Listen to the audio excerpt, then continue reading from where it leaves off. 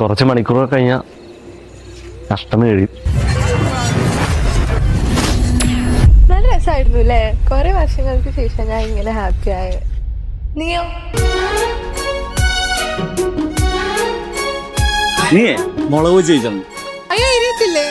അങ്ങനെ എരിയണ മുളകല്ല, അഷ്ടമി മുളക്.